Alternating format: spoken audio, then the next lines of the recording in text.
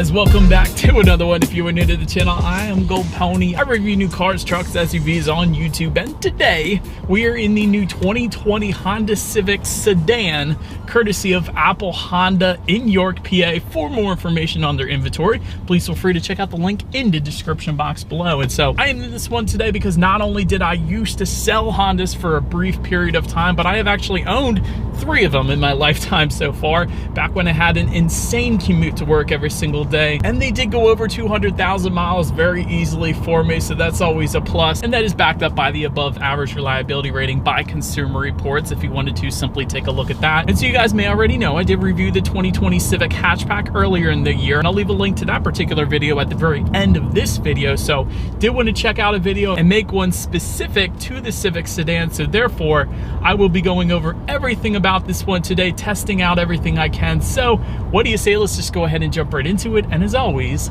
let's start with pricing. And so as expected, there are several different trim levels for the 2020 Civic Sedan. First one being the LX, starting at $20,650. Sport starting at $21,550. EX starting at $23,800. EXL, which is the one we are actually in today, starting at $25,000 even. And lastly, the Touring starting at $27,700. Then when it comes to the power plant on the Civic Sedan, there are actually 2 of them dependent upon the trim level that you go with. And so for the LX and the Sport trim levels, that one is going to be powered by a 2-liter naturally aspirated inline 4-cylinder, putting out 158 horsepower at 6,500 RPM, 138 pound-feet of torque, available at 4,200 RPM. Power sent to the front wheels through a 6-speed manual for the Sport trim level only. That is the only trim level you can get that 6-speed on if you wanted to go with a manual configuration, or a CVT with paddle shifters, which is available on the Sport, coming standard on the LX. 0 to 60 time for that particular engine setup comes in at approximately 8.2 seconds, which is identical to the 2020 Toyota Corolla, with MPG numbers coming in at 25 in the city, 36 highway for the manual, 30 in the city, 38 on the highway for the CVT, either way taking regular unleaded fuel, aka 87 octane. And so, but then there is the other engine setup available for all other trim levels, being a 1.5 liter turbocharged inline 4-cylinder, the one we have today, putting out 174 horsepower at 6,000 RPM, 162 pound-feet of torque, available from the power band of 1,700 to 5,500 RPM. Power sent to the front wheels through a CVT once again, with paddle shifters if you go with the Touring trim level, otherwise you're not going to get those paddle shifters. 0 to 60 time for this engine setup coming in at 6.8 seconds. Quite a substantial difference there, and absolutely blows the Corolla out of the water when it comes to this particular engine setup. MPG numbers 32 in the city, 42 on the highway with the EX and EXL trims at least, 30 in the city, 38 highway for the Touring. And that's due in part because the Touring does have a larger wheel and tire combination, so that is going to reduce the MPGs there, in case anybody was curious. But 42 MPGs on the trim level that we have today, that is absolutely ridiculous, you guys. And so to go along with that though, let me mention to you guys the Econ button located just behind the shifter. And so back when I owned my 3 Civics, I of course did play with that Econ button, and I had an hour and 45-minute commute to work into the Inner Harbor every single day. And I pushed that Econ button because the majority of my drive was highway driving, and what I found is that Econ button essentially added 10 miles per gallon, believe it or not.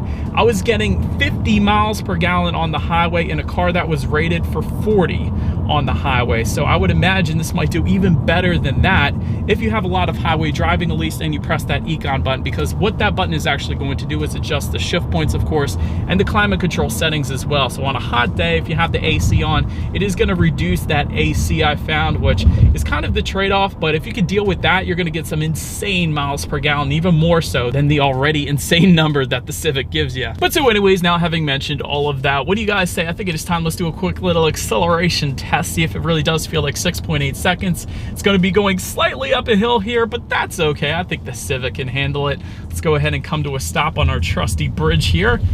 And 5, 4, 3, 2, 1, go! Oh, okay. Not bad.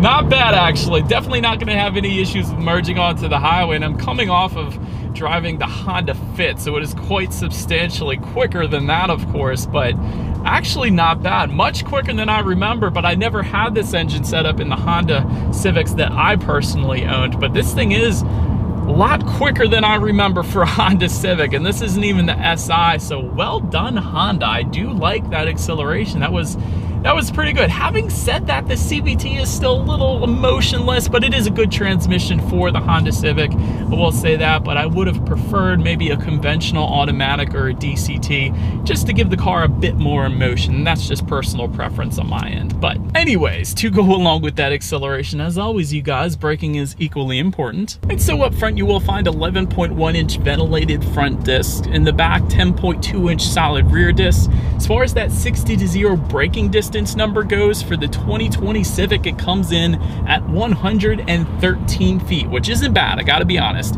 For comparison's sake, the 2020 Toyota Corolla comes in at 119 feet. The Honda Fit I just reviewed, since it's fresh in my mind, comes in at 126 feet. So 113 feet is definitely pretty darn good if you ask me. So no issues there. As far as the braking feel goes, it's been, again, perfectly fine. There's no brake pedal delay or anything like that. Certainly brings you to a quick stop. So I do like the braking feel, and that's certainly good for a commuter car as well. Then touching on suspension and handling a bit, up front you're going to get a McPherson strut front suspension.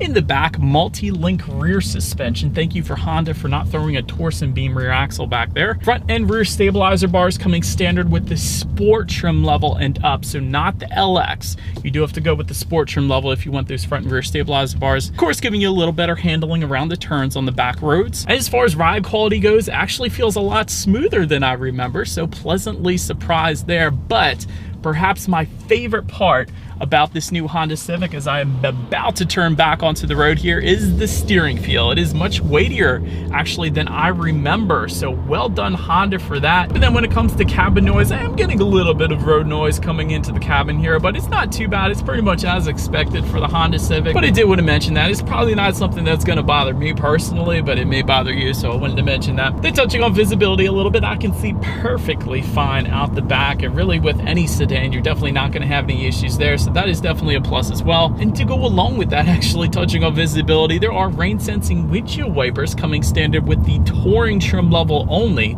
Essentially what that is when the Civic detects any kind of rainfall or mist, it will automatically turn on those windshield wipers for you, kind of like automatic headlights. So it's just one less thing you have to worry about when you're actually driving, so you can better focus more of your attention on the drive itself. So that's definitely a big plus as well. And again, along the lines of visibility, there is of course Honda Lane Watch that comes with the EX, EXL, and Touring trim levels. And what that is when you put on your right turn signal, there's actually a camera in that right side mirror, and that is going to display up on the infotainment screen what is in your blind spot, so you're less likely to turn into somebody in that blind spot on the highway perhaps. So that is a huge plus, big safety feature as well. It's kind of Honda's version of the blind spot monitoring system, I guess you could say. But that about rounds out the performance segment of this review. Let's now go ahead and take a look at the exterior of this new 2020 Honda Civic Sedan. All right, here she is, you guys, the 2020 Honda Civic Sedan.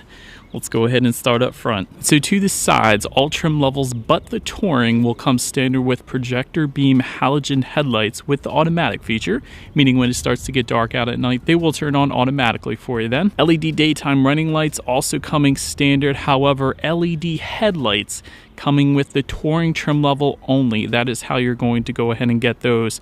Fog lights though down below will come standard with the Sport trim level and up. Did want to add along those lines, gloss black fog light surrounds coming with the Sport trim level. However, since we have the EXL today, you're going to find those chrome surrounds or that chrome perimeter around the fog lights, basically for all other trim levels with the fog lights besides the Sport. And of course at the very bottom you guys can see that front mounted intercooler, since we do have the turbocharged engine setup today. That always looks good behind there. And going ahead and making our way to the side of the Civic Sedan, chrome window surrounds coming standard, amber colored front fender lighting, and I know that's a US thing, but I would swap those out to clear fender lighting in a split second, but nonetheless they are there. Body colored power adjustable side mirrors will come standard. They will be heated for the EX trim level and up, and they will come with LED integrated turn signals for the Touring trim level and up.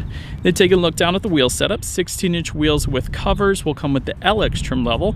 17-inch alloy wheels, which you are looking at right now, will come with the EX and EXL trims. I love the double 5-spoke design. Love that the color of those wheels matches our exterior paint color just perfectly as well. And of course, 18-inch alloy wheels coming standard with the Sport and Touring trim levels, so bumped up that wheel size once again. And although the Sport Touring trims do come with the same size wheels, style-wise they are going to differ slightly, with gloss black inserts coming with the Sport and a gloss gray insert coming with the Touring trim level. And I did want to mention, in addition to that, that Touring trim is also going to add chrome door handles as well. But so then going ahead and making our way to the back, body colored rear spoiler coming with the EX trim level and up. You will find a gloss black rear spoiler, of course, with the Sport trim level. That's its theme. As far as the taillights go, they will come with LED integrated light bars. Of course, you will have some trim level badging if you go with either the Sport or the Touring trims. All other trims will completely eliminate that trim level badging, as Honda was always known to do back in the day. But for the Sport and Touring trim, you still have that back there. But chrome accenting found on the lower portion of that rear bumper. And I did want to add to that, there is a black rear diffuser with a single chrome exhaust outlet if you go with the Sport. So actually for all other trims, that exhaust will be tucked away, which is currently what you guys are looking at right now. So what do you say? You guys know what we have to do next. As always, here is that exhaust clip.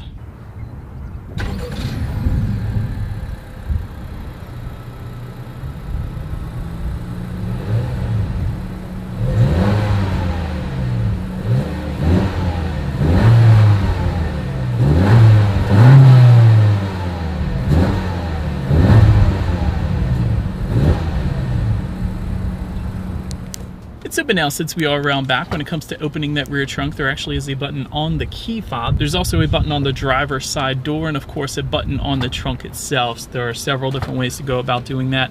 Once opened up, cargo capacity is going to come in at 15.1 cubic feet for all trims but the Touring.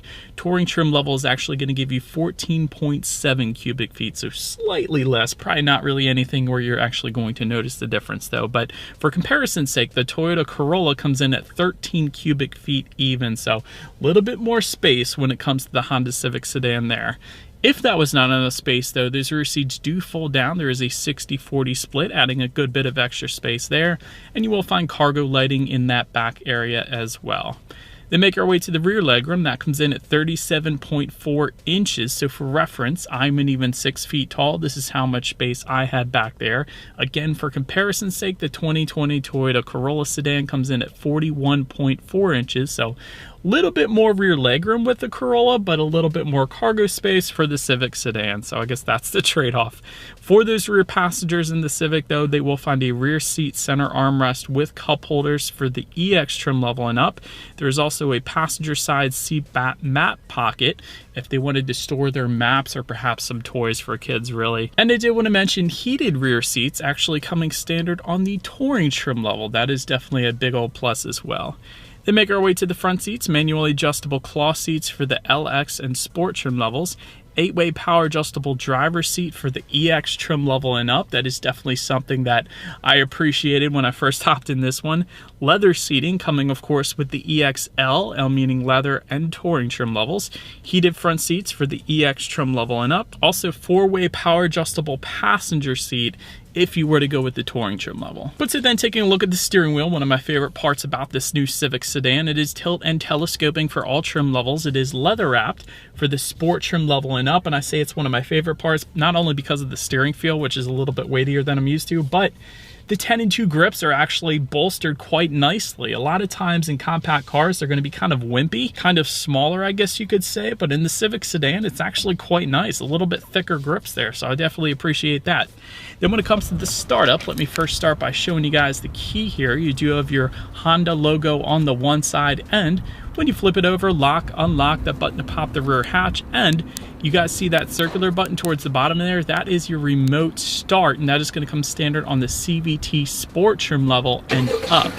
And again, with the Sport trim level and up, you will also get a push button start, which is located just by the driver's right knee. So all I am going to do here is simply put my foot on the brake and press that engine start button there. It's up, but then once started up, engine temp is all the way to your left, fuel information on your right, and essentially everything else is going to be located front and center, including the tachometer. There is a digital speedometer within that tachometer, and to control anything else that you want to be displayed up there, there are actually steering wheel mounted controls found on the left side of this one. So that's going to give you a bunch of different things you could scroll through, like how many miles you have left until you hit empty, when you need your next oil change.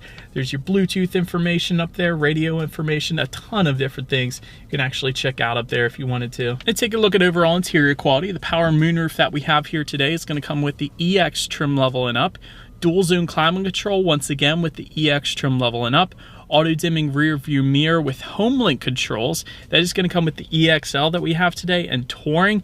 And so that gives you home link controls or garage door openers for up to 3 different garage doors found on the bottom portion of that rear view mirror. And that's always nice because the alternative is that rattling garage door opener found on the sun visor. So I'm always a big fan of home link controls for that particular reason. Sport pedals found on the sport trim level, of course, and Touring trim levels. Perhaps my one room for improvement when it comes to interior quality with the Civic is there's no ambient lighting that comes standard. You can get it as an accessory, I've seen on the website, but it goes for like $900, and at that price point it's not really worth it. But cars like the Volkswagen Jetta do give you ambient lighting for up to like 10 different color choices too, so that's pretty cool. So I would have loved to have seen that on the Honda Civic. So Honda, perhaps in the next generation, throw in some ambient lighting. That would be pretty cool, especially for the buyers that are buying the Civic. I think that's something they would definitely like. But overall, certainly not a bad finish whatsoever. Very nice finish. And I love this design that they have just behind the infotainment screen. It ties together well with the doors.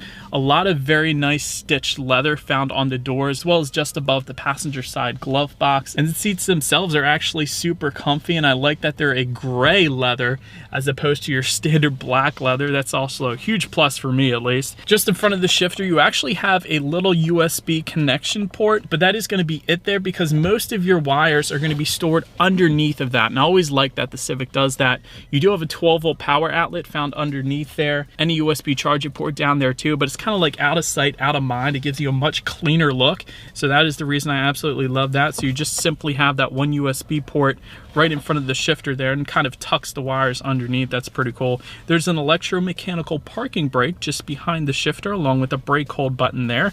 There's also dual cup holders just behind the shifter as well. And of course, within your center armrest, you have a little sliding tray and a fairly deep storage area actually as well. So it kind of surprised me how deep that was. So that was pretty cool too. But overall, an actual very nice interior quality in my personal opinion. Again, a lot of stitched leather, a lot of nice designs to it. So overall, I'm perfectly happy with the interior here. But now let's take a look at the tech display. So it is going to differ amongst the trim levels. 5-inch color LCD screen with the LX trim. However, all other trims will give you a 7-inch color touchscreen display. Either way, you get Bluetooth and audio streaming, but when it comes to Android Auto and Apple CarPlay, that's only going to be with the 7-inch color touchscreen display. So you're gonna have to go with any of the other trims but the LX to get that. So that's important because all you need to do then is hook your smartphone up to the Civic. That is gonna give you free navigation displayed up on the infotainment screen, as well as the ability to like and dislike your Pandora songs. You can stream YouTube music up there. There's a bunch of compatible apps really, so that's definitely a huge plus for me at least. Factory navigation system is gonna come with the Touring, although you really don't need it. The better navigation system, in my opinion, is gonna be through that Android Auto or Apple CarPlay anyways. You can, of course, set a clock or a wallpaper to be displayed up on that infotainment screen. I used to do that on my old Civics. And you can, of course, check out your radio settings up there as well, as expected. So when it comes to the sound system, you will get 4 speakers and 160 watts for the LX. That isn't a whole lot, but if you go with the Sport, EX, or EXL trim that we have today, you will find an 8-speaker sound system with 180 watts. And lastly, if you go with the Touring, that is going to give you a 10-speaker sound system, including a subwoofer, with 450 watts. That's going to be ridiculous. But as I said, we do have the 8-speaker sound system today, so let's go ahead and turn on the radio, see what we got playing today, and let's test out the clarity of this one. actually decent sound system for the Civic Sedan. Not a ton of bass, but it's pretty much as expected there. The only thing I would have liked a little bit better is a tune button to actually control what station you wanted to change it on, especially if you're scrolling through Sirius XM with all of those stations. You have to constantly press that channel button on the infotainment screen. It takes a little bit of time, but with the tune button, I think that would be a little bit quicker, but that's my only constructive criticism there. But last thing I wanted to mention to you guys on that tech display is when you do put the Civic Sedan in reverse, you will find a rear view camera letting you know who or what is behind you, and it does come with dynamic grid lines actually for all trim levels across the board, so that is pretty cool, and that is going to lead us into safety. And so first thing and most important thing I wanted to mention when it comes to safety, the Civic Sedan is an IIHS top safety pick with the LED headlights found on the Touring only. So if you wanted the top safety pick version of the Civic Sedan, go with the Touring trim. Otherwise, it's not. Front and side curtain airbags will come standard. In the back, you're going to have latch, aka lower anchors and tethers for children for the rear car seats. Also back there, rear child door locks. There is a tire pressure monitoring system, but also standard for all trims across the board. Automatic high beams as well as Honda Sensing. And so Honda Sensing is Honda's version of advanced safety features, and that will include collision mitigation braking system, road departure mitigation system, adaptive cruise control. That's a big one because that doesn't come standard on every manufacturer out there. Lane keep assist, forward collision warning, and lane departure warning as well. And so when it comes to my final thoughts of the 2020 Honda Civic Sedan, I've personally always been partial to Civics. If I wasn't, I wouldn't have purchased 3 of them. And part of the reason I am partial to them is because I trust their reliability. I think the Civic that I kept the longest went around 230,000 miles, and I was dang proud of it. I wanted to take that thing as long as I could, and it never had any issues, so I'm sure it could have kept on going. But the handling is also a big plus for me in the Civic Sedan. It's definitely a weightier steering feel, and it's something that I've always enjoyed taking on back roads because the handling is spot on this one. Excellent fuel economy, that's another huge plus. Like I had mentioned to you guys, I got up to 50 miles per gallon in one of my older Civics, and I'm sure this one can do just the same if I did that much highway driving with that Econ button. But then on the other side of things, when it comes to room for improvement, there's always room for improvement no matter what vehicle I check out. I feel like, for example, ambient lighting, would have loved to have seen ambient lighting just like the Volkswagen Jetta I recently reviewed. Exterior design, when it comes to that, that's probably one of the other things that holds me back a little bit. The front end is absolutely amazing. They nailed that.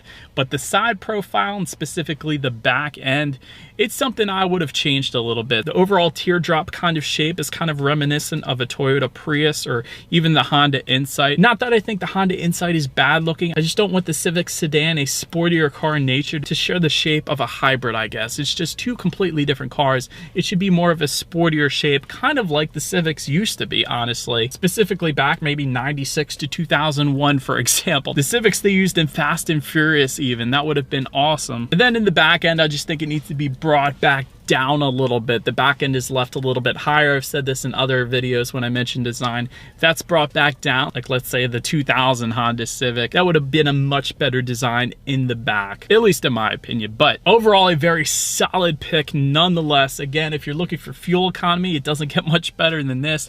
Also, the steering feel is absolutely amazing. Now, my personal experience with Civics, they've always gone over 200,000 miles, so you really can't beat that. But that is about it for this one, you guys. Thank you so much for watching. Feel free to follow me on social media at the bottom of the screen there. If you like, be sure to hit the subscribe and the bell notification button if you're into new car reviews. That is what we do here on this channel after all.